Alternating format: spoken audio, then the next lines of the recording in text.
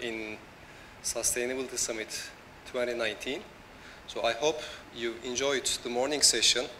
We just discussed the corporate sustainability issues in 3 different corporations.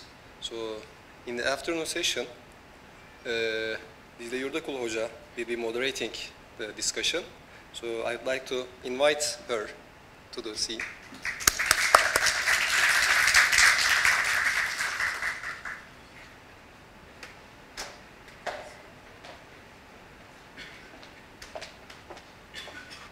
Hello. Thank you for being here. Well, we are quite excited today because this is the first event of the Social Innovation Academy, and not the last for sure. The very first sustainability event organized at this university, so we are really proud of it, and we are really grateful for you to be here too. And today we have super duper guests. Some of them are my friends, close friends from the same ecosystem, who are working hardly on the sustainability issues for a long time, and they are the pioneers in the field. So I would like to invite my guests to the stage. Ceyhun Geceroğlu, IBM CSR Programs Manager, with your, of course, support. Thanks a lot. Murat Çitilgülü, General Manager of Toplum Gönüllüleri Vakfı, the Community Volunteers Foundation. Kerem Okumuş, Founder and CEO of S360, Founding Partner at Türksel Dialogue Museum. And Hakan Elbir, General Manager of Istanbul Social Enterprise and Founding Partner at Türksel Dialogue Museum.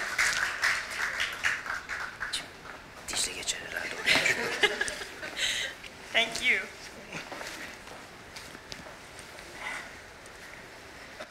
So,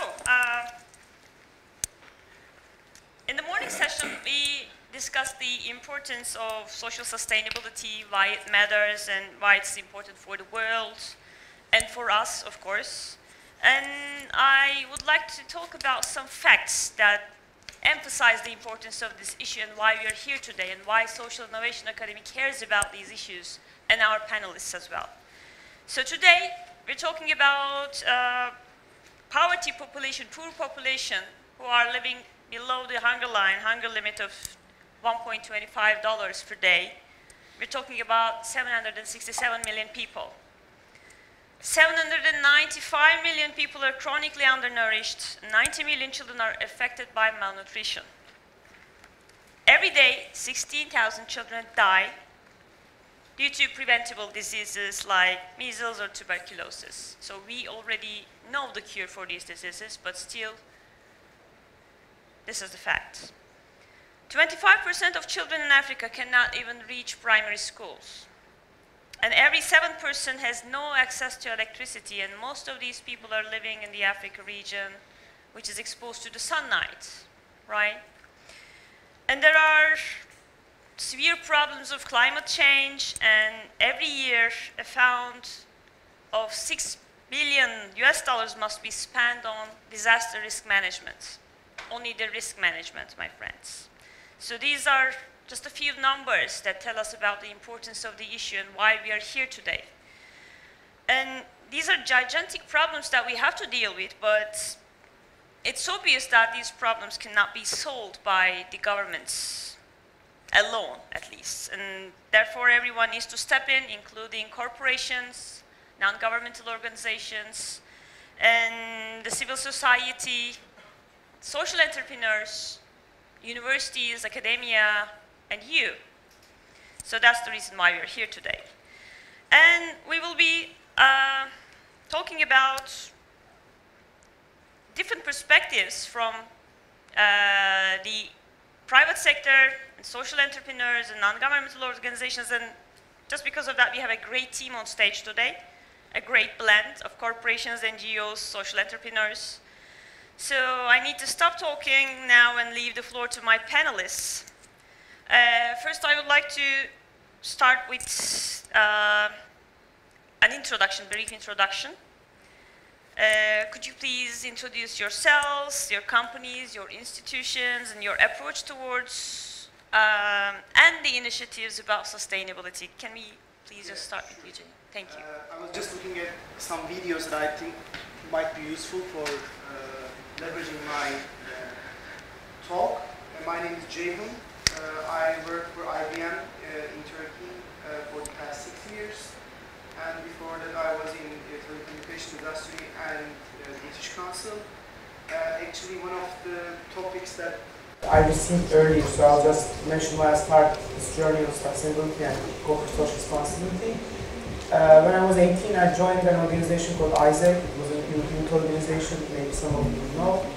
And during that period, I had a chance to visit around, in one summertime, I had a chance to visit like 30, 40 organizations, NGOs. So some of them were on human rights, some of them on ICT, some of them on entrepreneurship, and so on. And during these visits, about what I could do with those organizations and ISEC and collaborate more, I understand that, you know, yes, NGOs were good, but at the same time, business is good as well.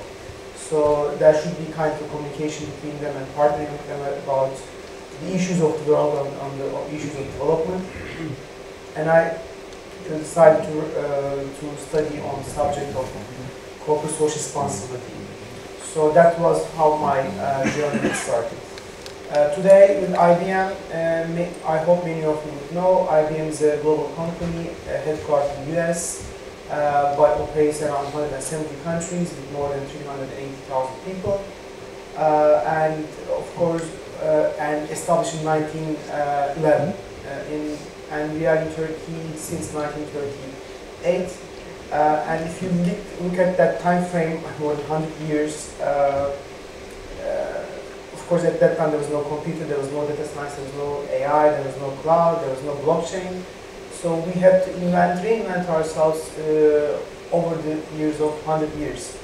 And through that pattern, IBM has always seen itself as a pioneer in a way that is one of, IBM has been a leading company in the world, putting in place equal rights for women and men, equal pay, equal race, and so on, and at the same time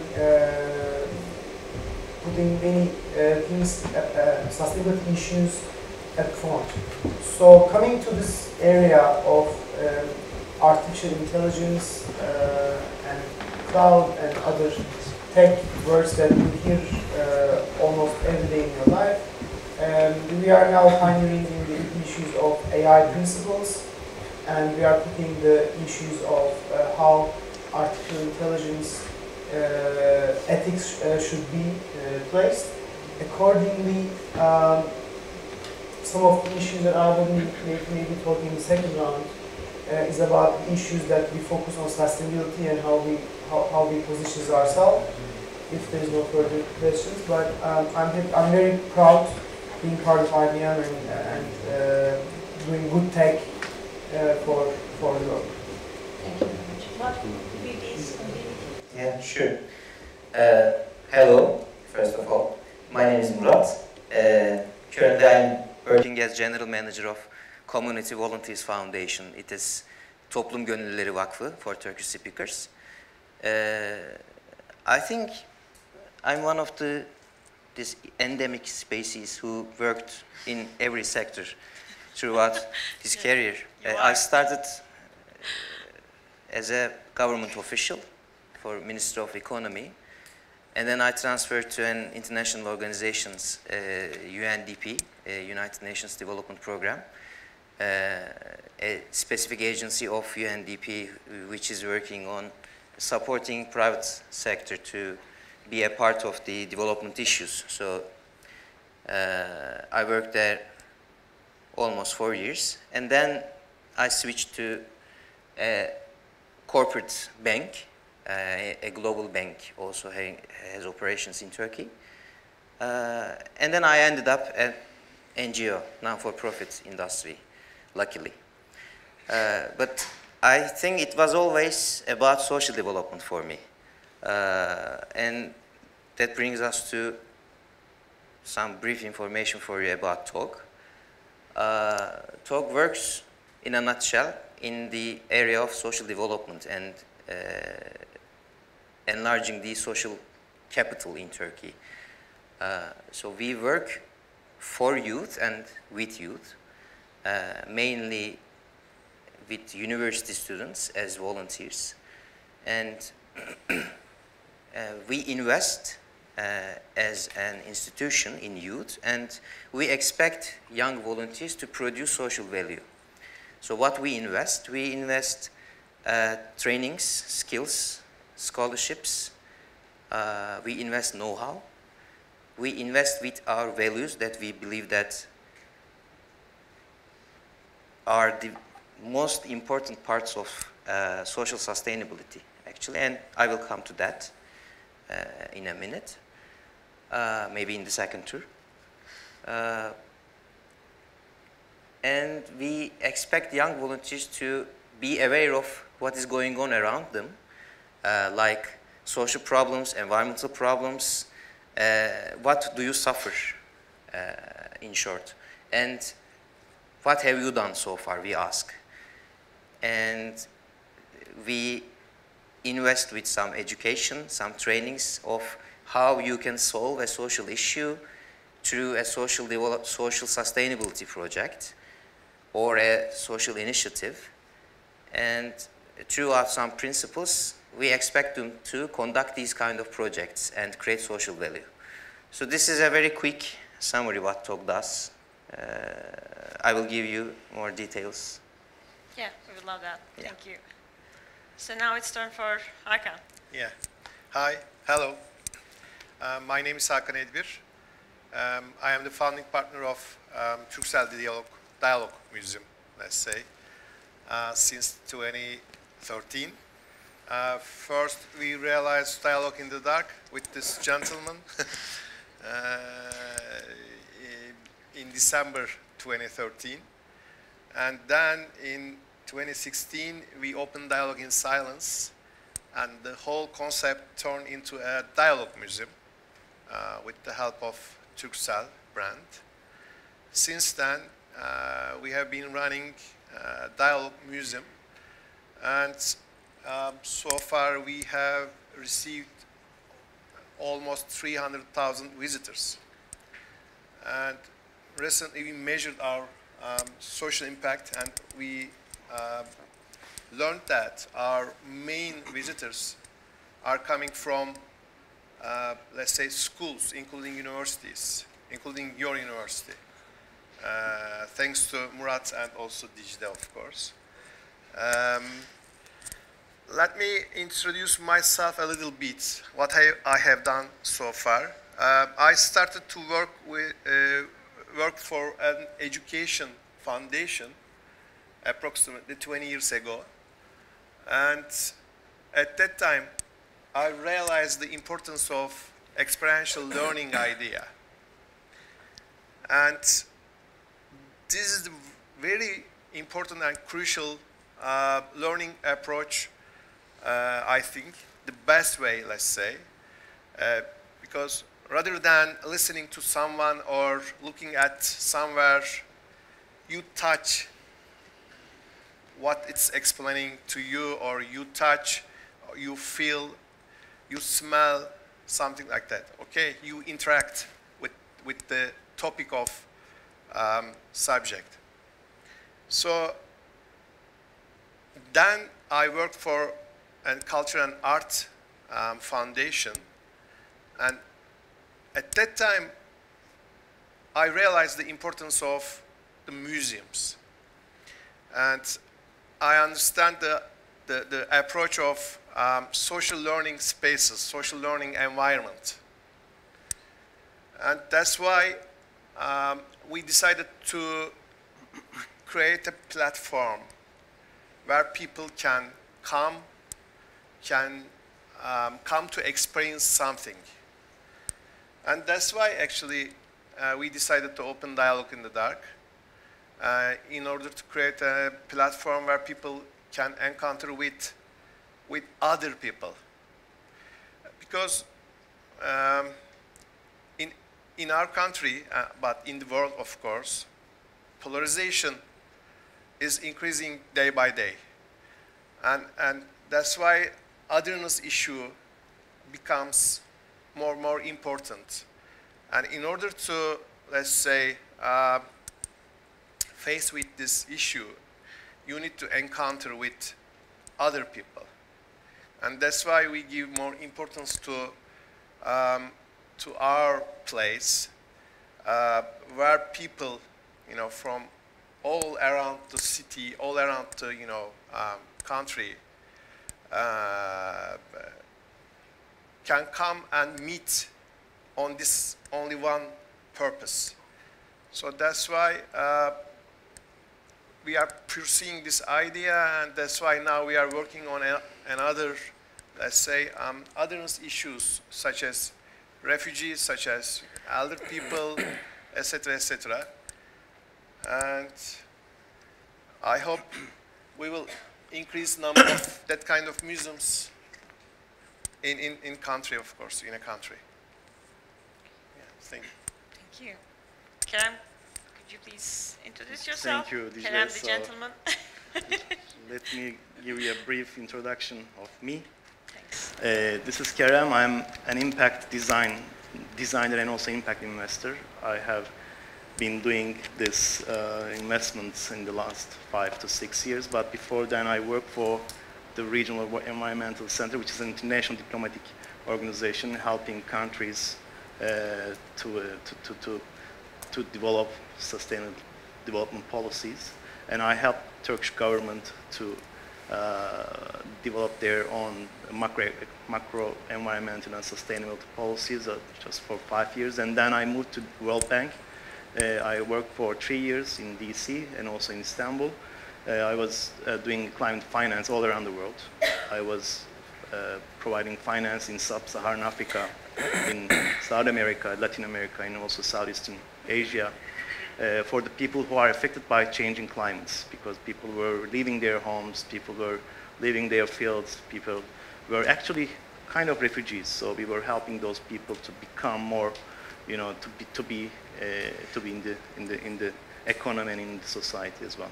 So we work with the governments like the Bolivian government. It's a very interesting story. You know quinoa, you actually consume it with your salads, right?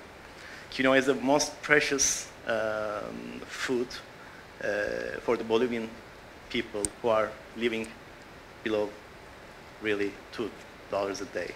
So I was helping those people to actually produce quinoa in the country. So these are interesting experiences. I will give you those experiences in the second round and third round. But then I founded S360, which is an impact design company. We work with big corporations in Turkey, with the bigger ones, the ones that you want to work for.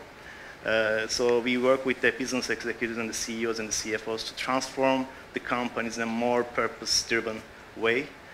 We actually try to shift the mindsets of the leaders at companies to drive transformational innovation in terms of more sustainable business operations, more human-based operations, and more environmental conscious operations. So these are the most important pillars that S360.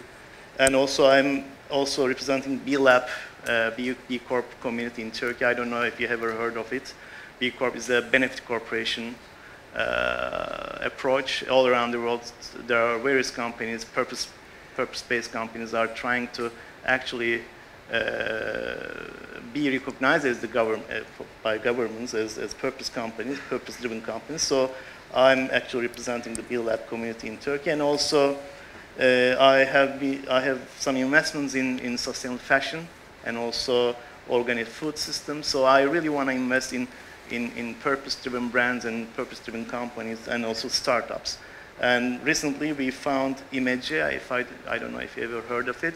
It's a social innovation platform. We are trying to provide incubation support and also financial support to young entrepreneurs who have been developing solutions for global challenges. So we are really looking for young entrepreneurs to actually work for the society, work for the environment, work for the country, work for some problems, and who are actually trying to innovate new business models in terms of creating business value, but at the same time societal value. So the new challenge we opened last week is addressing inequality. So if you have any entrepreneurship idea about how you address to inequality, please come and join us. So that's who I am, and ST6 is based in Istanbul and also in London. We have 22 consultants in Istanbul and 3 consultants in London. So we are basically working on an international environment. So we work with international clients as well. So yeah, that's who I am. Thank you very much. So in the second round, it will be a little bit more detailed and maybe personal. So my question will include 2 perspectives. The first one is I would love to hear what you're doing in your organizations in detail, plus what kind of a feeling or motive directed you to this. So personally, why are you dealing with this issue?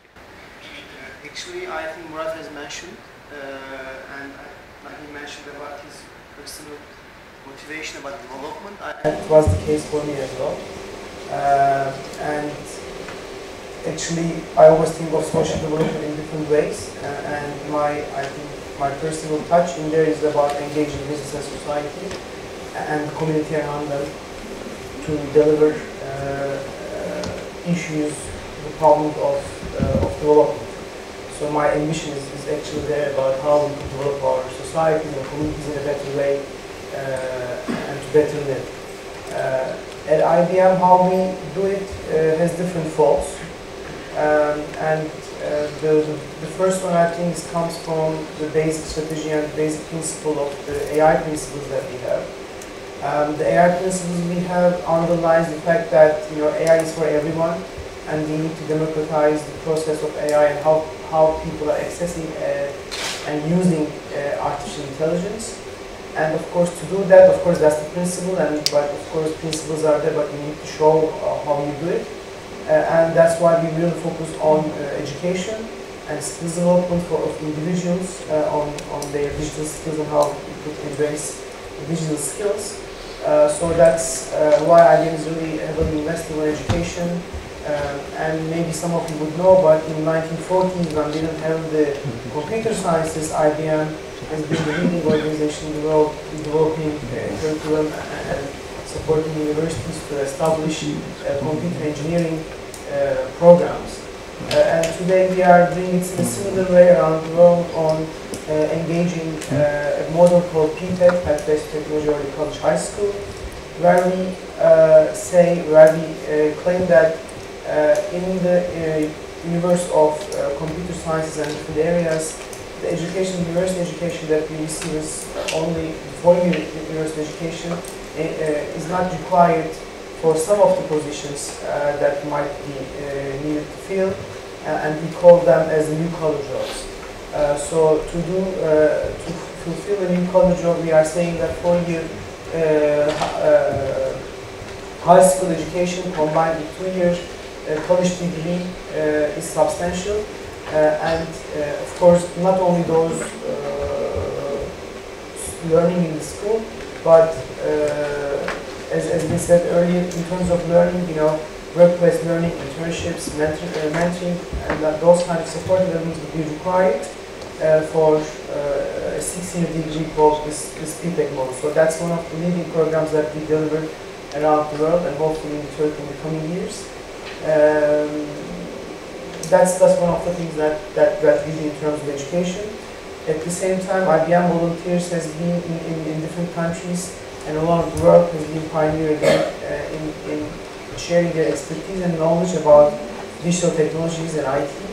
And I'm very happy that we also collaborate with Crown to Dialogue, Dialogue in the Dark, in English, where we have some teachers visiting the museum and then sharing that expertise into their design thinking, because some of the time nowadays in the world many technologies are changing, but we really need to be human-centric, if not user-centric. and accordingly design is now becoming a very important methodology. So that's one of the workshops that we deliver through our IBM volunteers, teachers and students who would like to emphasize on the issues of inclusion.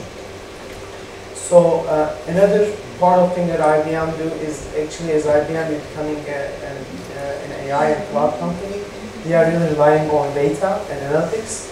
So today we have a program that really helps to fight against the human slavery. Because today, unfortunately, even today, we have millions of people around the world who are being subjected to human trafficking. So with the program that we have been working with Stop the Traffic, an NGO in the UK, and I would be very glad if you could also download that app and help to stop and support people who are fighting against human trafficking. Is that we utilize data and analytics of individuals, and we are trying to understand the patterns and reasons and how human trafficking is happening. So accordingly, in the future, we will be able to work with different organizations about how we could stop human trafficking. Another area that we also focus is about on health. In globally and no more in Africa, we focus on health in terms of cancer, because in Africa, cancer is one of the biggest, highest number of people are dying because of cancer, and that's only because they cannot really access on medicine and drugs on timely manner. So we are working with different agencies and governments in Africa to enable individuals to access the medicine that they need in the most efficient way. And last but not least, again on the issues of climate change, last year we have helped different scientists around the world to utilize again data and analytics about understanding why and how climate change is happening and how to be stopped. So as IBM, we are working on different areas of the sustainability agenda, education, health, partnering, and inclusion. But again, the highest focus that we have is on education and upgrading skills for all, so that everybody is access to the benefits of AI in open and constructive manner. And I'm very proud that, and we name it as Good Tech IBM. I just have a video, but maybe after the end of this round, I will be able to show, and when I speak, I can just rush in there and okay, if I may invite. Sure. Thank you. So maybe I should start with what brought me here and what kept me here as feelings. So back in 2002, when I was a young university student at Bilkent University International Relations, I noticed that everyone does not have the same opportunities in my country. So I was well educated. I was coming from, let's say, comparatively a good family in terms of their social economic level. I was good at lessons like maths and etc. So I wanted to share this with those who doesn't have that opportunity around me. So we started a social responsibility project. And it growed and growed and growed. And then we met with young people like us. And then we decided to establish a foundation. It's called Community Volunteers Foundation. And today it is the largest entity who is working in youth work in Turkey. So I guess what brought me here was this sense of responsibility.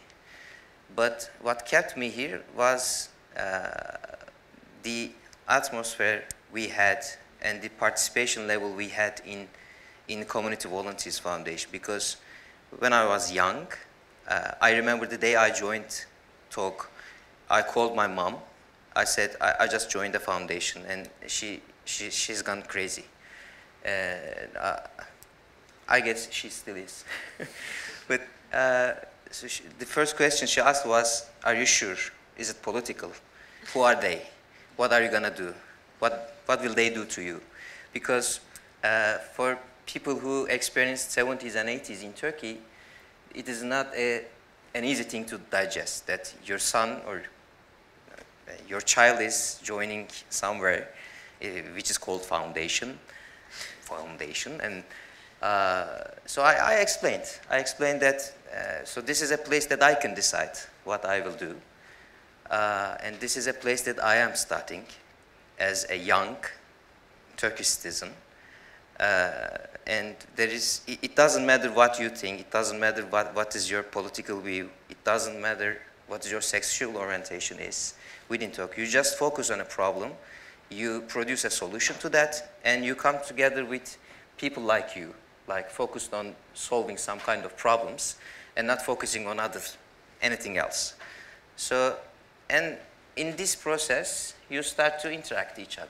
And this is the cement, actually, and this is the value proposition of TOG. Because at the end, TOG is a project itself, which is seeking for social peace and increasing social capital in Turkey through youth, because we believe youth has everything. It has energy, it has creativity, it has willingness, it has the voluntary soul, spirit.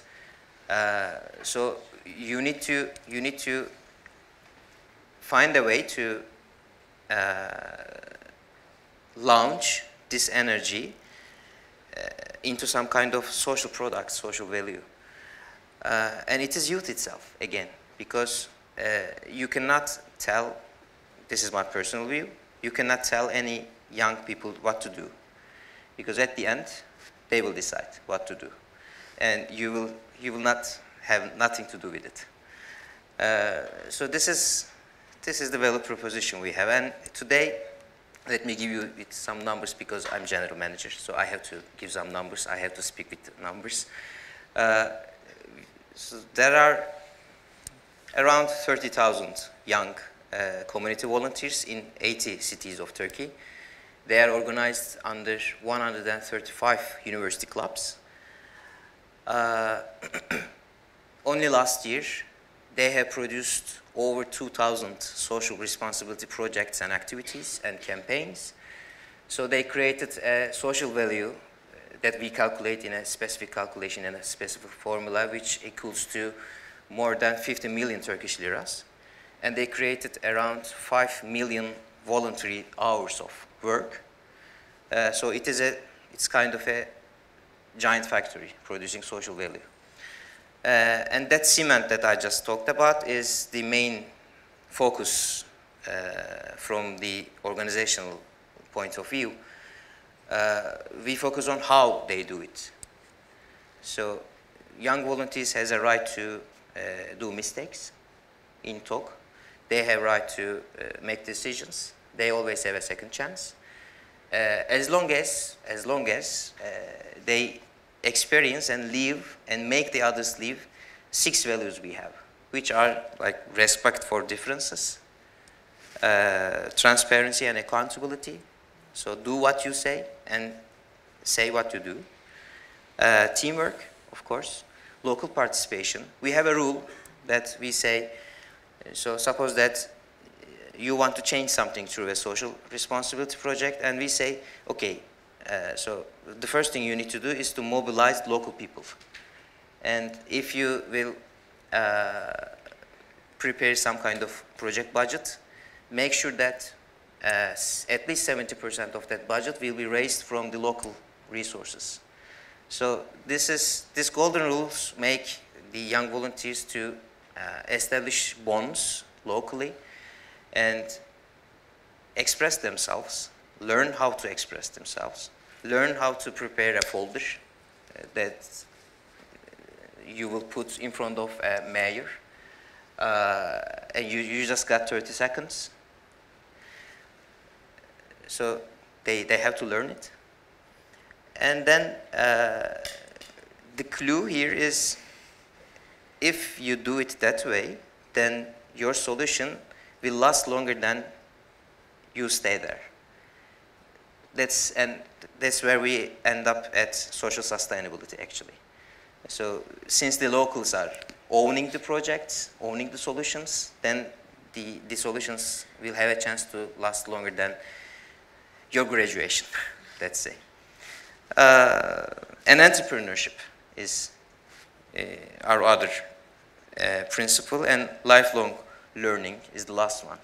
So these are the 6 key investments we make into youth, as a youth itself. And we expect everyone, every community volunteer, to carry this as a lifelong principles. That's what I do on my part, what I have done so far in last 17 years. Gender mainstreaming is another feature we have. It's very important, and let me share a little bit, a small apology for today's panel, because we are all men. So this is not a usual scene that you're gonna see in community volunteers, actually, but good that we have Dicle. Well, actually, in the morning session, we were all women. Great, great. So that will save our, that save us from being two-dimensional male brains. So we always focus on solution, and we have a feedback culture and youth participation culture that we always prioritize. Let me give you an example. For example, the board of Community Volunteers Foundation, half of it is composed of young university students. So half of my bosses are young students. Yeah, it is very important. And thank you. So it's a very dynamic model. So it's not easy, but other than this 135 student clubs, we are running 5 youth centers in 5 different cities of Turkey, which are Samsun, Ankara, Izmir, Diyarbakır, and Hatay. In that centers, we especially focus on helping the refugee populations and young populations other than university groups to be empowered and to ease their social cohesion procedures within Turkey. So that's all in a nutshell. Thank you. I have one question here, because you have been, working in many different fields, the government, a global bank, and then UNDP, and now an NGO. So where do you see the importance of NGOs in the sustainability issues in general? Because now you're working with young people, and what kind of a future do you project for these young people when they start working in corporations or in the other sectors? And do you think that they will be carrying on doing the social good as a mindset or as a lifestyle? Or Yeah. I hope so, because I think at the end it's gonna be always about being an active citizen. So, and NGOs, this is where NGOs steps in. NGOs is the best place, perhaps, for any of you, for any individual, to learn how to become an active citizen. And these are also the principles of governance as well. And this leads us to social sustainability. So I'm sure you always, all of you, always see some kind of problems around you. And have you ever asked yourself, what have you done so far about them? So this is introduction to active citizenship, actually. That's this very moment. I know there are a lot of reasons and a lot of sounds that are telling you, wait, this is not your job. What are you gonna do? What you can change? So don't listen to them, because everybody can make a difference. You just need to take the initiative, take that one first step, and then the rest will follow. This is why we have NGOs, actually. So we are raising funds. We are formulating some platforms that you can experience and you can invest in yourself. And you can experience this active citizenship when you are equipped with these kind of skills, social skills, then no matter where you are, being that a corporation, being that for government, for an international organization, then you will be leading the change. And this change is the energy of the society, actually. So then you will become a solution-oriented person. And this is pretty much pleasing you in your personal life as well. So after I started volunteering, I start all days started like more hopeful. I don't know, it's not a dramatic scene, it's not very fantastic world that I'm talking about. It's just a feeling, and the feeling that you can help yourself, first of all, and you can start change from yourself, and then the rest of the world. This is very fulfilling, and I recommend everyone. So, my friends, are there any volunteers here for any NGOs in Turkey, abroad? Could you please raise your hand if you ever volunteered for? All right. So maybe this might be a good point to start about thinking. I don't know. We have been talking about meaning creation a lot in our lectures, in our casual talks. So maybe that can be a starting point for meaning creation for your lives that you really crave.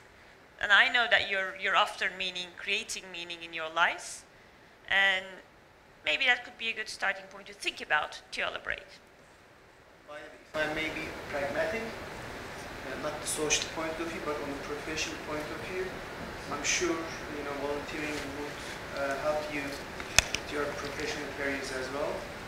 Because what actually Murat talked about, the wellness of talk, I think resembles in many of the organizations that you need to be a team player, you need to be an entrepreneur, you need to be active in their organizations, and I think volunteerism would really help you to achieve that. At IBM, we also promote corporate volunteering, so we actually help our volunteers to be engaged with different organizations, and we also provide them with some additional training material as well as some cash grants that would allow them to do more in their organizations. So for instance, last year we worked with around 30 organizations around Istanbul and Ankara, and helped communities to achieve their goals. So I'm sure it will be a very good point of view to start with, and then we will be able to explore organizations. So it's very pragmatic what I'm saying. It's nothing to do with social or ethics and such. It's for you, for your own good, that you also volunteer for different organizations. Now I have some looks in your eyes saying that, whoa, now you're talking. All right, now we have two great entrepreneurs, social entrepreneurs in the room, so maybe it will be a good time to switch back to the social entrepreneurship side of the issue. Hakan, could you please elaborate a little bit further on what you are doing as a social entrepreneur and why you're doing it?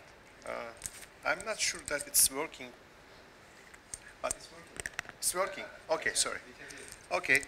To me, everyone has to have at least one issue, has to deal with at least one issue that can be social issue or environmental issue, whatever it is.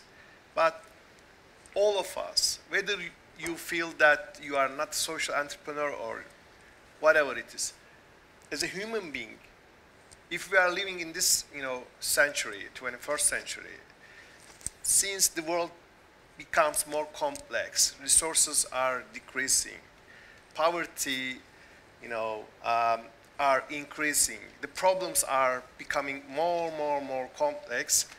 We need to deal with a problem. There are 4 elements that I am actually following up. First one is do what you love. Not love what you do, but do what you love. This is the first one. Second, do something, to do business, for instance, based on your talent, your capacity, your ability, your backgrounds, educational backgrounds, and do what you think that you are good at with. Third one is work for the sake of society, for the sake of, let's say, humanity. And of course, fourth one is make money. Now you're talking. Yeah, make money. Well, these I'm are- sorry for that, but we know that it's quite important because we have to make a living out of that, right? Yeah. So, I mean, it's one of the fundamental points that we're discussing with our students all the time. So, are you really making money out of that? Actually, that's the point. That's why I am here now. If I am, making money, I think I'm not here. Anyway, I'm joking. But you are making money. I also wondering. I mean, Making money while scaling impact is a great thing. So yes, of course. Yes, of course. It depends on, different criteria. do you make money?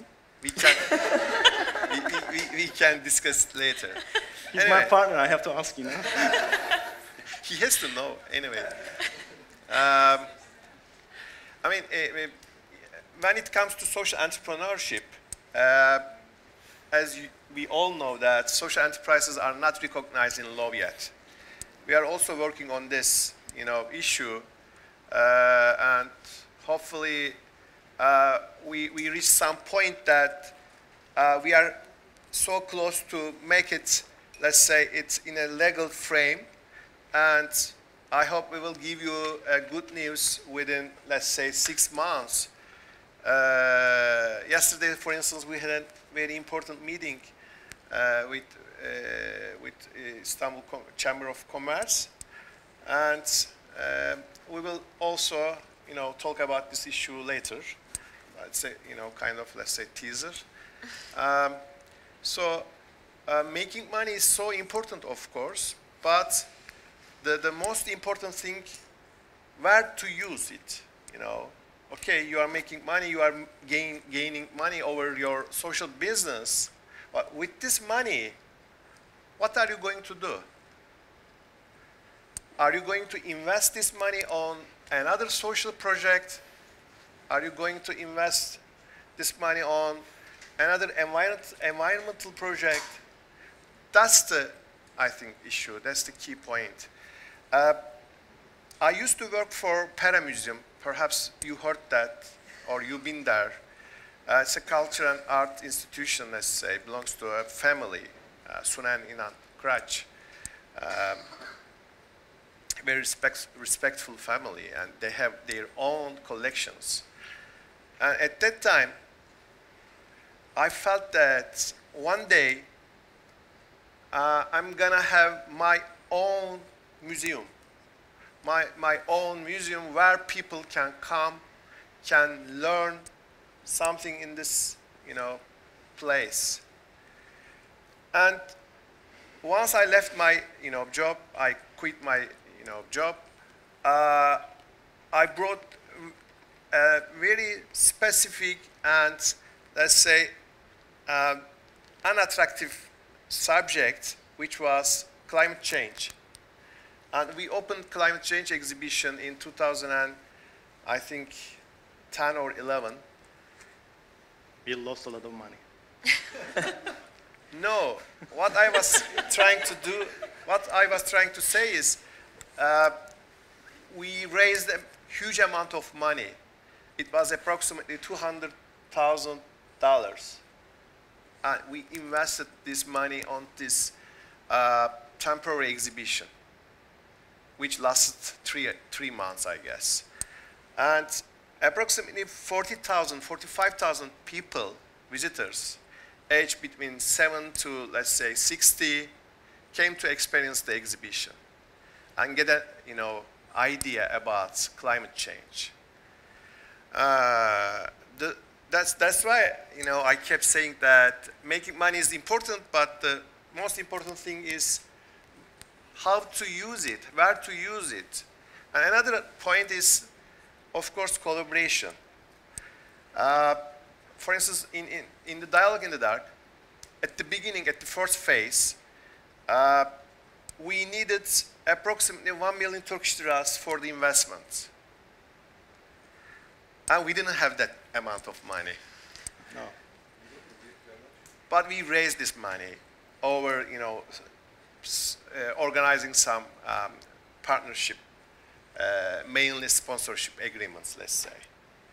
And we employed approximately 40 visually impaired and blind people whom they were staying at home. They were receiving money from the government. They didn't have any life. They didn't have anything, let's say. And once they became our guides, they became socialized. They got friends. They got life. And then they make money, of course. But again, money is not an issue because they were also, receiving money from the government, but they didn't have any life. My motivation is to touch people's life and to see these changes, from this level to this level.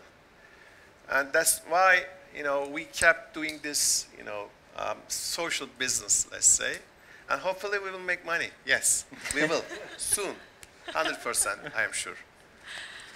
All right, thank you very much. Thank you.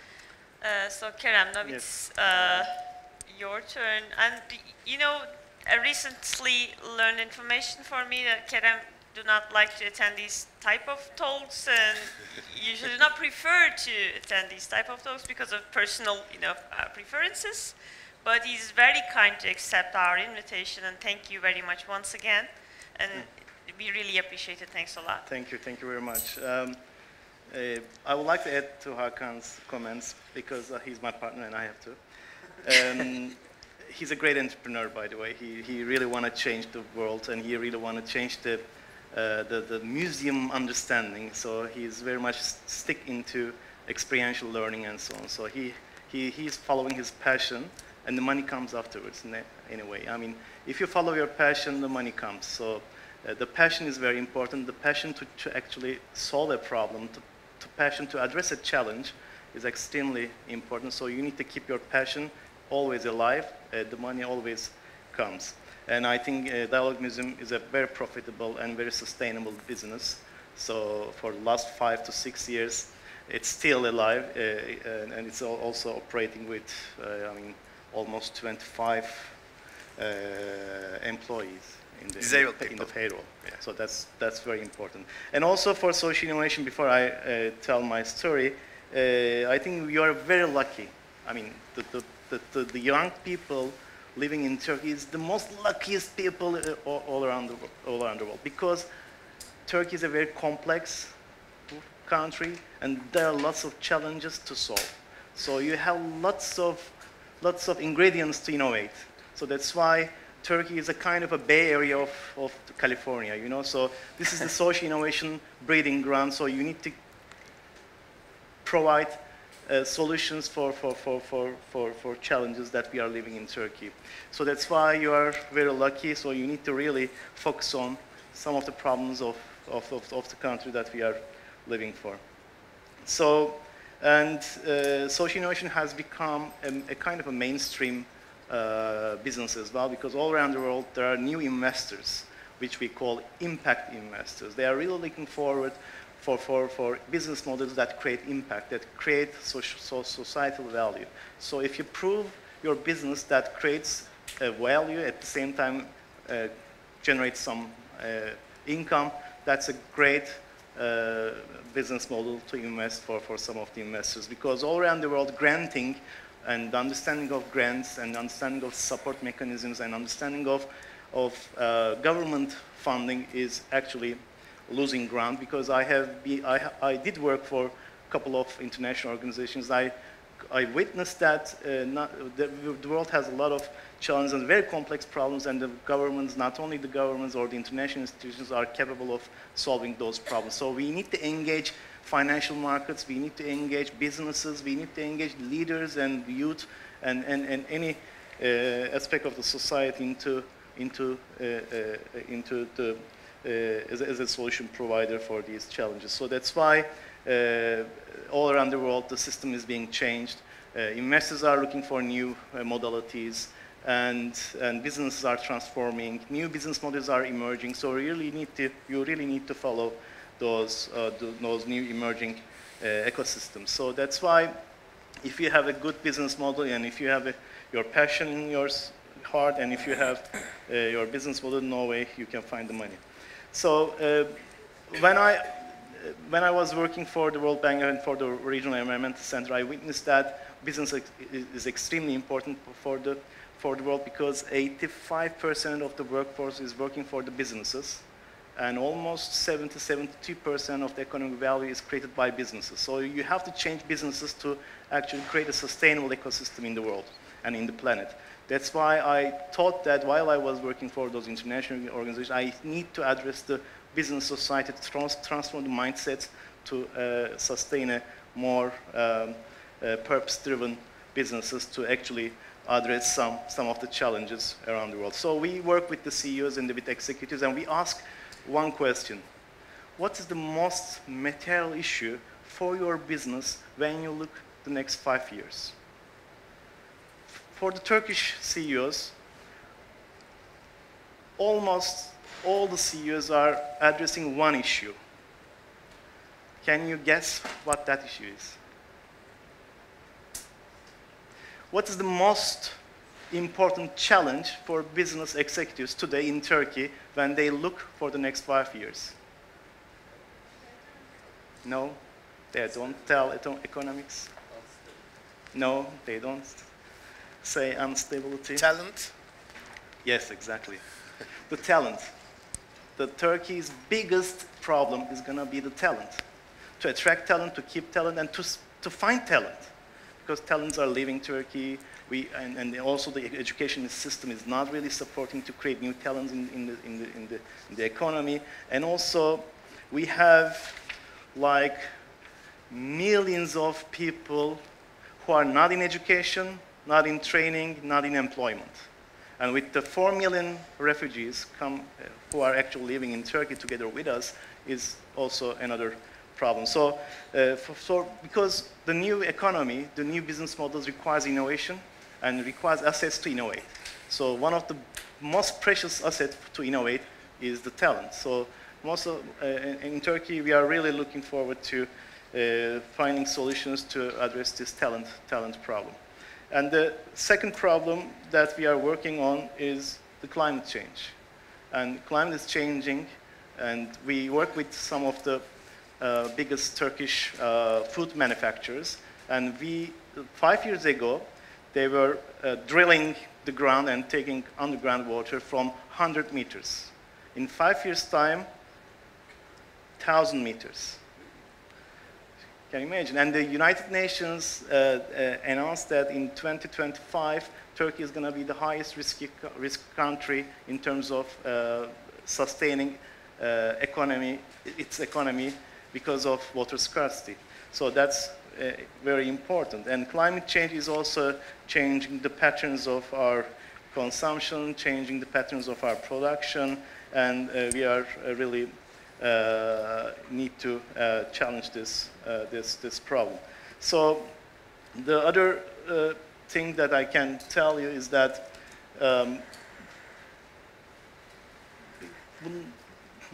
15 years ago, when I was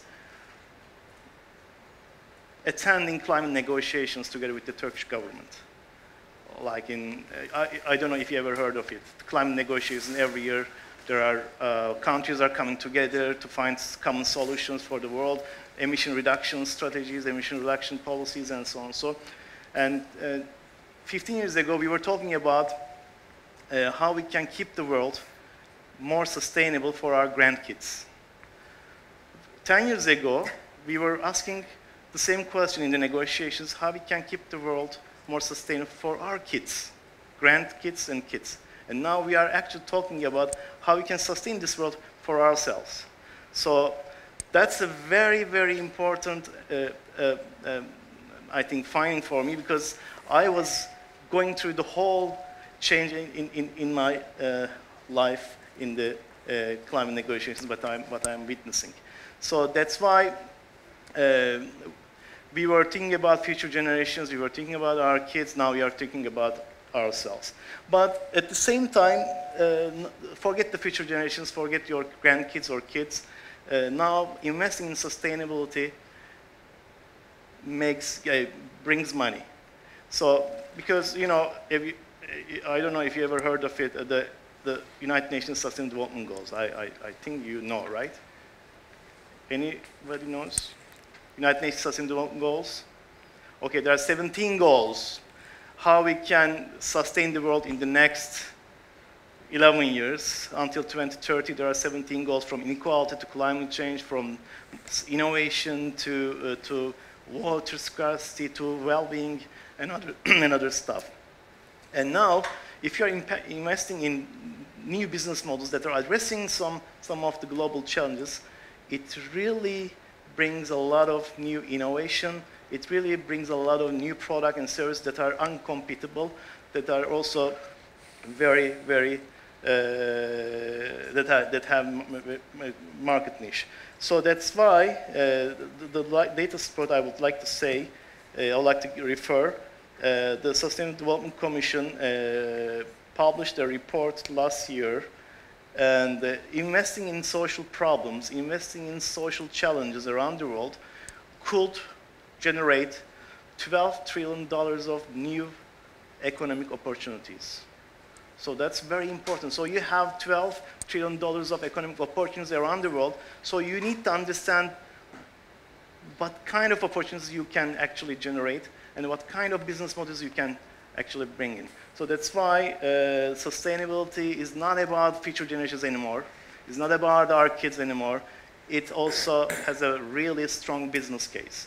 That's why we work with companies and we work with investors. So Borsa Istanbul, I was working with Borsa Istanbul for 2 years. I was developing their business strategy for sustainability to bring and to attract new investors all around the world and bring that money into the market. So all around the world, 1/4 of the assets that are actually invested by corporate investors are now sustainable investment assets. That means they are really looking forward for more sustainable companies to invest. So they changed their methodology. 10 years ago, they were looking at the financials and also the balance sheet and the figures and the numbers. But at the same time, now they are of course looking at those numbers, but they are also trying to understand the sustainability performance of companies. So because those numbers can be beaten in a year or in 2 years by your competitors, because we are living in a very changing and very dynamic world. So you can't really keep that financial performance in the next 2, 3, 4, or 5 years unless you invest in different assets such as sustainability. So that's why now investors are really questioning what kind of talent programs you have. Because if you're a profitable company, and if you want to be a profitable company in the next 5 years, you need to find the talent to innovate, because new profits, new revenue streams are going to come from innovation. So if you are not going to invest in innovation, you are not going to be a profitable company anymore, because it's a very challenging and very high competition all around the world. That's why one of the questions are of coming from the investors, talents, and the second is resource efficiency, because water or some of the materials that you are actually buying are precious and scarce, and you really pay a lot because it's scarce. I mean, can you imagine, we were working with a company, bottling company, it's a gazlı içecek. We did an analysis. The water that they are using from the underground, if you price that water, it's not priced now. If you price that water, can you imagine 6 million euros of new cost will be on their balance sheet. So these are externalities that we are not really considering at the moment. But we have to. We have to in 5 years. That's why investor is really asking how much resource efficiency is actually embedded into the production system and water consumption strategies and mechanisms and so on. And the third one, which is very much asked by the investors to the Turkish CEOs and the CFOs, is about new products and services. Because as I said, $12 trillion of economic opportunity is ahead of us in the next 10 years. So investors are really looking forward for companies who are really investing in new products and services that generate new revenue streams. So that's why if you have any emerging market strategy, if you have any new product or service innovation and so on and so. So as I said, this is not about future generations anymore. There's a huge economic sense and there's a huge business case if you are going to be investing in sustainability. So that's why now investors, our banks, are all in the game. That's why if you are creating more value for the society, some of the banks are really lowering their interest rates. So there are really great win-win frameworks for businesses and also investors and also banking organizations and also the insurance organizations. If you are a very well sustainable company, your insurance premiums are getting lower because your risks are getting lower. So that's why it's all about business at the moment. When we talk about business, we need to talk about money, we need to talk about business, we need to talk about profits.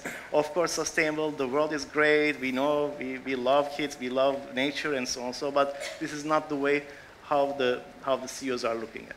This is pure business, and the business, when you look from the business perspective, sustainability generates money at the moment. So that's why we see a lot of corporations are investing at the moment into more sustainable business models. So what I do is actually to make their choices much better for the whole planet. So that's why we work with them. We actually drive their understanding, drive their methodology and the way of looking at business from a more sustainable perspective. That's why we really want to change the mindsets of the leaders and to actually drive the whole change within the whole corporation and the system. Because one person can change the world. With the technology, with the innovation, with the digitalization all around the world. There's IBM here, and we know Elon Musk, we know Steve Jobs, and so on. So they can change the world, and you can change the world. You have all the assets that is provided by different actors, and you need to understand what kind of value that I create, what kind of assets I will use, and what kind of solutions I would generate. Such as Turkcell, that we are working with them, and Turkcell is sponsoring or actually investing in the museum. And actually, there's a huge brand capital for Turkcell. And also, Turkcell is generating a lot of new applications for blind people, I mean, they really support support blind people, in terms of navigation in the city, navigation in the shopping malls, and so on. So they are creating kind of great value for blind people. Do you know what? The telecom industry is a very price-sensitive industry. The packets and the, fiyatlamalar, pricings, and so on. So there are 650 blind people in Turkey. With their families, there are almost 1.5 million blind families in Turkey. So if you create value for your clients, if you create a value for your very niche consumers, the price sensitivity is going away, because the value that you create for those people, they want to stick with you, they want to walk with you. So that's why, in terms of investing in some of the social problems, such as blindness, generates new loyal customers. So that's why there's a huge business case in sustainable business models. And I will give you another example. Garanti Bank is one of our clients. We work with them in terms of trying to understand what kind of social investments that the bank can actually do, but at the same time to generate some business opportunities. And we found that there are 17 million people living in Turkey who have not bank accounts. And 85% of those people are women. So that's why we try to understand, if we actually create a programming and intervention for women entrepreneurship, how much of those women can actually be in the system, and how much of them would be Garanti Bank customers. So that's the way of thinking. There's a problem there. You need to really focus on that problem and invest in that problem, but at the same time, you need to understand what kind of business value I can generate, because otherwise it's going to be a CSR. CSR is gone. CSR change a new, there's a paradigm shift that we are living at the moment, because CSR is a good thing. Of course, you should do, corporations should do for some brand and capital and also reputation, but at the same time, if you are looking for a more business perspective, societal investments create new revenue streams for companies. So new understanding is actually how I can solve some of the problems that I can actually generate new business.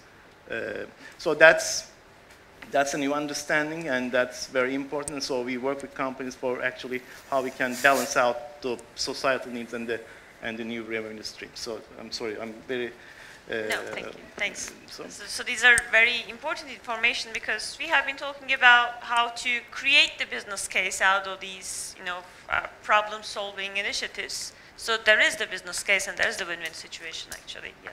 Thank you very much for that. So due to time limitations, even though I have some 1,000 questions here to ask you, could you please come to your final remarks for our students? Yeah, it was a little bit quick. I'm sorry for that. I think this was a great discussion. Just maybe in your moderation role, I was very happy to hear the words of impact designer from Kerem, Hakan's remarks on, making money is not the issue, but how to spend it, and Timur's remarks on like changes the energy of society. I think it was my key ways from this discussion. And of course, we are discussing two pragmatic views. One in your case, which is how you are preparing for your future career. So you could start it with a volunteering organization, and that will definitely help you through. And B, as Kerem mentioned, is about like the impact of business and how you develop. So wherever you go to a company, government agency, doesn't matter, or your own, you make sure that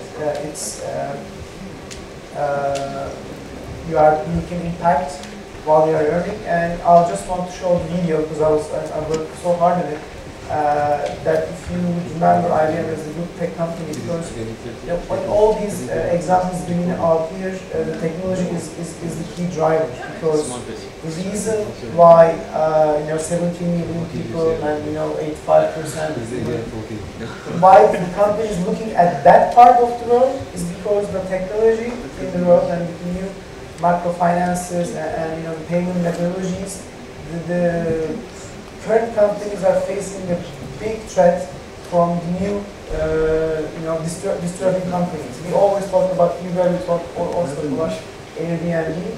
The reason why they are there is because of technologies, but you can only make the technology impactful if you know you are working towards in a good way. So just 2 minutes of video I would like to share with you, and that will also summarize some of the discussions I made earlier. As Murat said, we should talk about the numbers. So.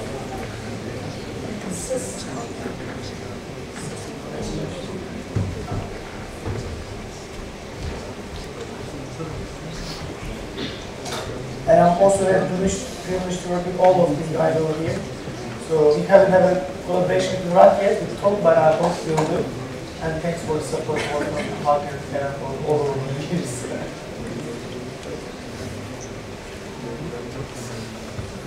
So, My friends, there's a message here.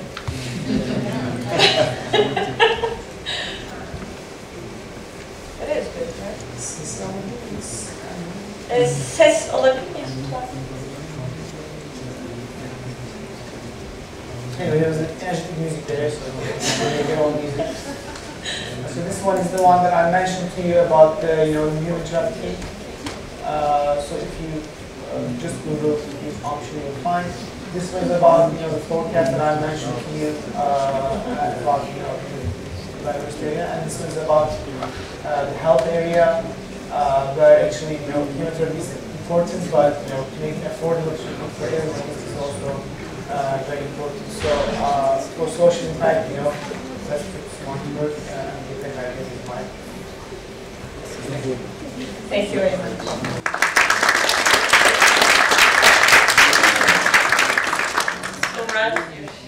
For your final remarks. My final remarks will be really short, actually. Just start volunteering, no matter what you want to do. Just pick something and think about some kind of solution and start working on it. And I'm sure you're going to find people like you around you very soon, because just remember, I mean, these are the days that you have the privilege to choose your friends, actually. And because before that, if you are a Turkish citizen, before that, the Ministry of Education was doing that for you. just look at the people you used to be friends, because they were all classmates you're going to see. Or your parents has chosen them for you, because you will see they were all sons or daughters of the neighbors, etc. So they were coming from the social surrounding of your parents or your teachers or decision makers that are making decisions for your life. But this is the time.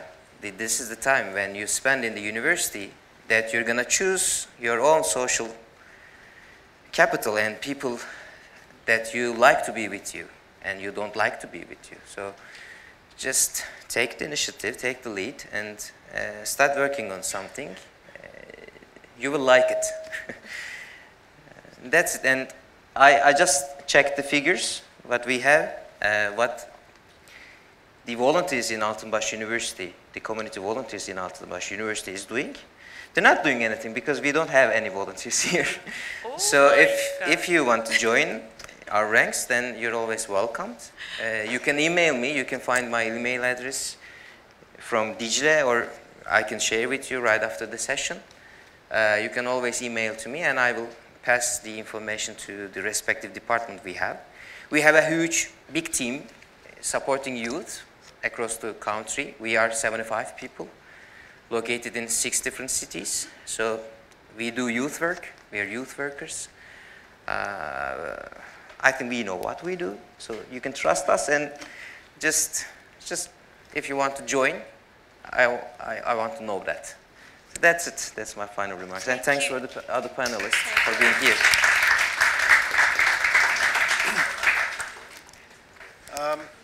What I would like to recommend you is, please stay away from the polarization. And the cure of this is openness, respectful for other people, and please do spend your time with others. Others mean whom don't share your ideas, whom don't have, similar attitudes or approach towards life. Please enrich yourself and enlarge your, let's say, social environment, and spend your time and talk and understand what their needs, what their approach to life. I think this is one of the important suggestions, let's say, is this. Another thing is, please, while you are, educating yourself in this university, do some social, let's say, works. As he said, on a voluntary based or on a, I don't know, part-time work, whatever it is. Please, again, on one hand, you can also make money, but on the other hand, you can feed yourself in terms of social and, emotional way. Yeah, thank you for being in this, panel. Very, very quick. You are very lucky. The world has never been like this before, because by the help of technology and digitalization, I think you can follow your dreams, because those dreams can actually make a good living for you. And what I would say as well is actually you are coming from different backgrounds, you are coming from different geographies, you are coming from different backgrounds. So in Turkey, there's a very remarkable misunderstanding. Sometimes when we talk with young generations and with university students, when I was asking them, what do you want to be? And they were saying, I'm going to be a social entrepreneur. I'm going to be a social entrepreneur. Social entrepreneur does not like, it's not a profession. I mean, you have to live it by yourself. Sometimes the most and the greatest innovators in the world are the people who actually lived in that challenge or lived in that problem. So the most successful social innovators are the people who are actually facing those problems and living those problems by heart, and they can find the solutions and so on. So if you want to be an innovator, if you want to be a solution provider for the social ecosystem, you really need to live in that problem. Then you will understand and you will find a way how to solve that problem. So I think that's the most critical point. And please follow IMECE, please follow S360. We have all the means and assets to support you. We are looking for interns at the moment for S360. If you want to work with big corporations to change their way of doing business, please come and join us, and let's work together. Thank you. Thank you. So my friends, time is the most important asset, and our panelists have been sharing their 2 hours of very precious time here with us. So I really, really wholeheartedly thank them, and once again, please.